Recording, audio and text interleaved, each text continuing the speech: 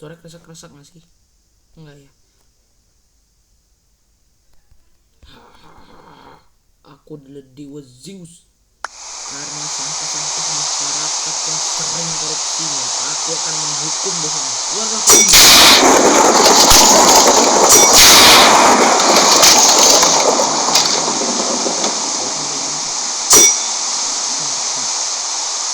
Dasar kalian sampah masyarakat ya. Ah,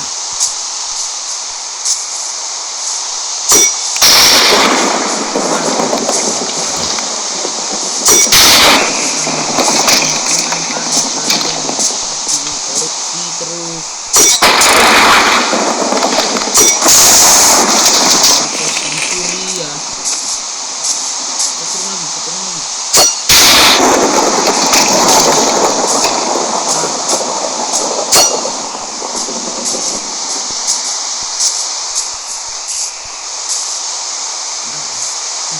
Permen yang saya habisin ya. Habisin betul.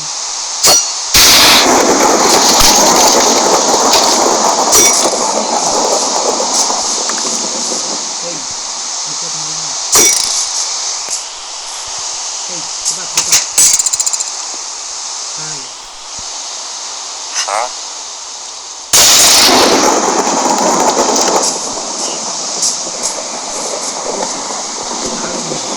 Kali saya membinasakan desa ini dan segala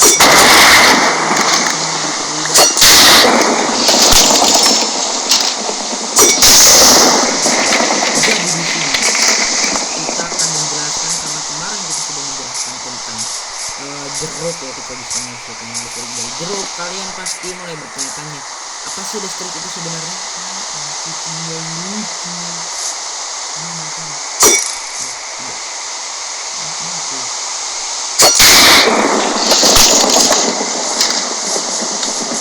Nah, kali ini saya akan menjelaskan apa itu sebenarnya listrik. Jadi listrik itu ya kita ubah dulu ya biar meter clear.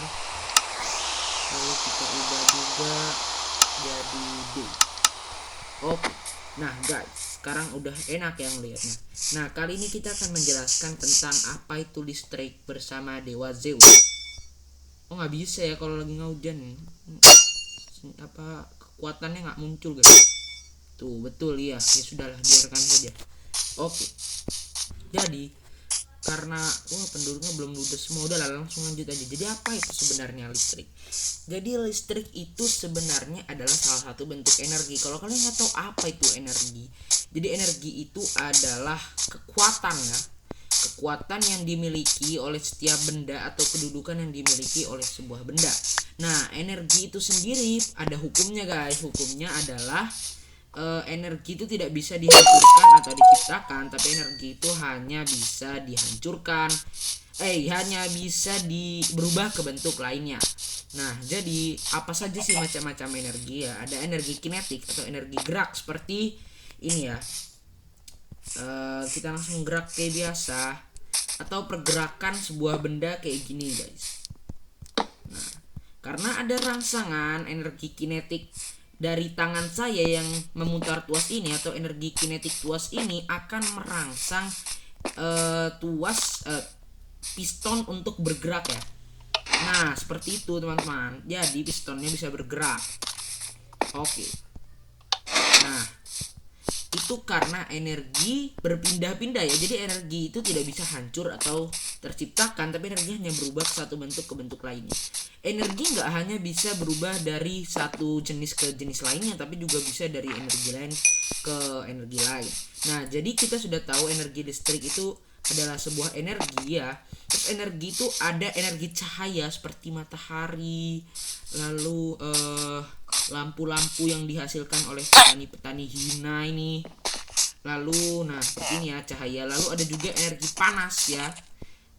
Misalnya kita menemukan lava ya. Nah itu adalah energi panas.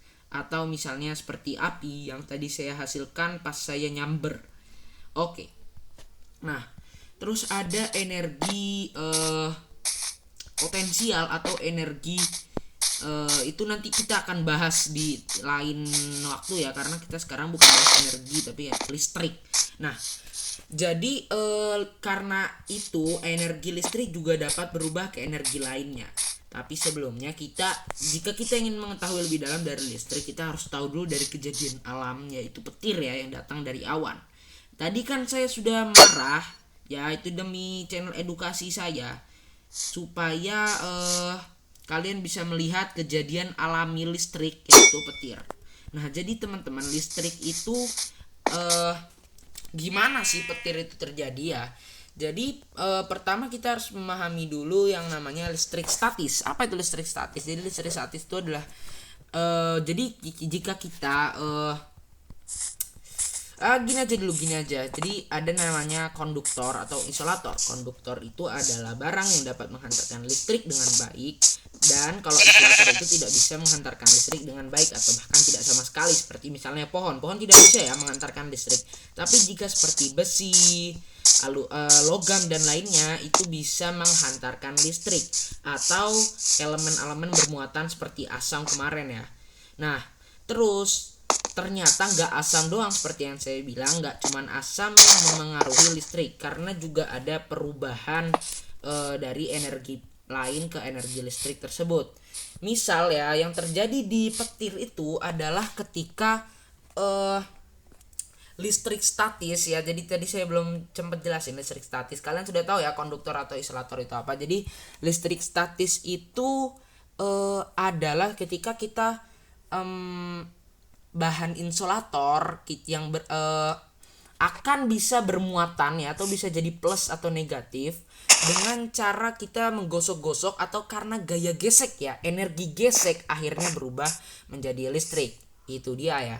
Nah, lalu karena itu juga elektron-elektron ya yang memiliki muatan negatif berpindah ke benda lainnya, sehingga muatan listrik yang berada di isolator tersebut adalah listrik statis. Aduh, malah saya hancurin tanahnya, sabar.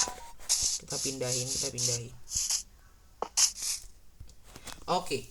Nah, jadi misalnya kalian gosok-gosok balon ke baju hangat atau apapun itu. Nah, elektron-elektron dalam balon akan berpindah ke bajunya karena gaya gesek dan membuat bajunya jadi bermuatan.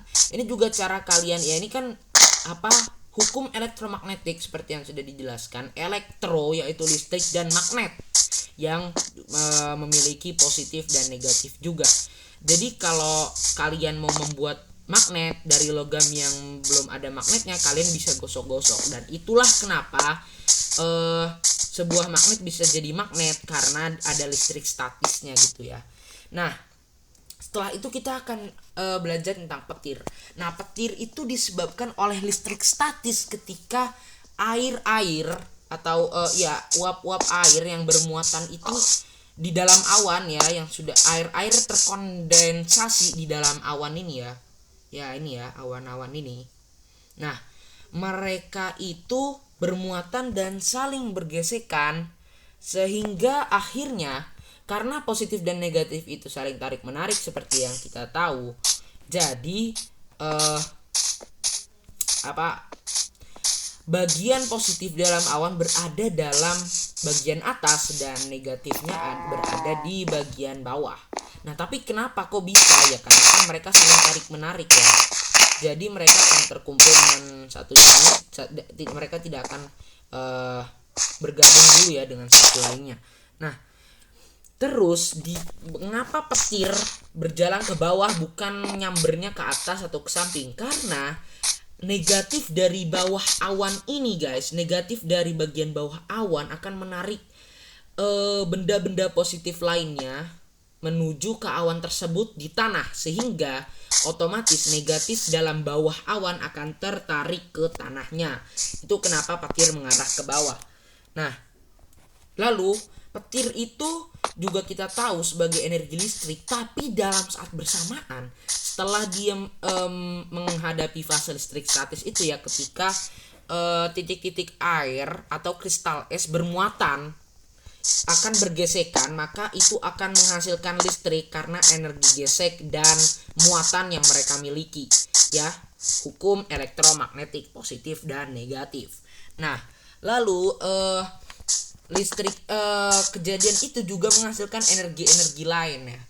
Energi-energi lain seperti energi panas, energi cahaya, dan energi suara. Ya, suara itu kayak guntur ya, jeduk-jeduk gitu, bzz, kayak gitu ya.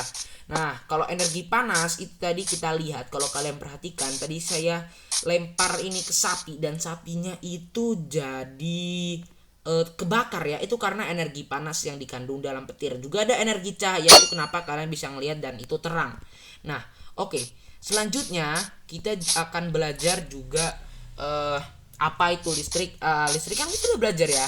Nah, jadi sekarang kita akan menunjukkan contoh-contoh penggunaan listrik dalam sehari-hari. Nah, misalnya ya, kayak begini guys. Ini ada perubah energi instan.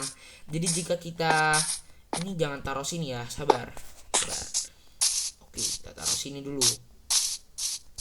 Nah, jika kita tambahkan kabel yang mengelilingi energi instan ini guys. Nah, sabar. Aduh,